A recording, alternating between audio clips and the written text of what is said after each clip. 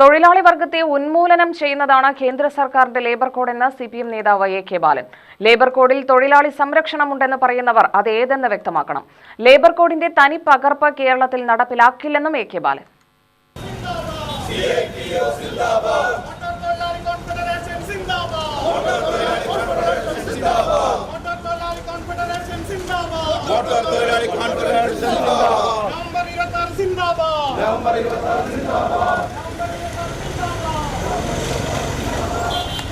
Labour കോഡിനെതിരെ ഇടതു തൊഴിലാളി സംഘടനകൾ നടത്തിയ പോസ്റ്റ് ഓഫീസ് മാർച്ച് എ.കെ. ബാലൻ ഉദ്ഘാടനം ചെയ്തു.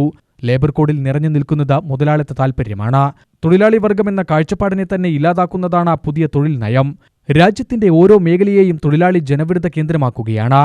നിയമങ്ങൾ കാലോചിതമായി പരിഷ്കരിക്കുന്നതിൽ ആർക്കും എതിർപ്പില്ല. എന്നാൽ തൊഴിലും വേതനവും ആനുകൂല്യങ്ങളും ഇല്ലാതാക്കുകയും ജോലിഭാരം വർദ്ധിപ്പിക്കുകയും ചെയ്യുന്ന നയത്തെ അംഗീകരിക്കില്ല. തൊഴിലാളി സമൂഹവുമായുള്ള കൂടിയാലോചനകൾക്ക് ശേഷം നടപ്പിലാക്കേണ്ട നയം മുതലാളി താൽപര്യത്തിൽ അടിച്ചേൽപ്പിക്കുകയാണ്.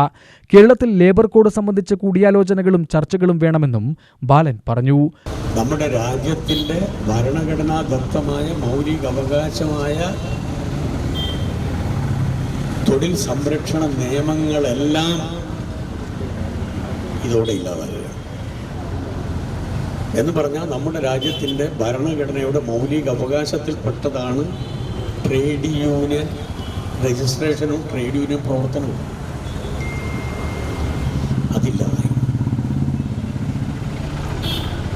ഇതോടൊപ്പം തന്നെ 8 മണിക്കൂർ ജോലി, 8 മണിക്കൂർ വിശ്രമം, 8 മണിക്കൂർ വിനോദം ഒരു 169 വർഷങ്ങൾക്ക് മുമ്പ് ചിക്കാഗോയിലെ തൊഴിലാളികൾ രക്തം കൊടുത്ത് വിയർപ്പ് കൊടുത്തുകൊണ്ട് നടത്തിയ പ്രക്ഷോഭത്തിൻ്റെ ഭാഗമായി നേടിയെടുത്തതാണ്. ഇപ്പം അത് 12 മണിക്കൂറാണ്. 12 മണിക്കൂർ. നമ്മുടെ രാജ്യത്തിലെ പ്രധാനപ്പെട്ട നേതാക്കളൊക്കെ തന്നെ, ദേശീയ പ്രസ്ഥാനത്തിൻ്റെ നേതാക്കളൊക്കെ തന്നെ ഉയർന്നു വന്നത് AITC വഴിയാണ്.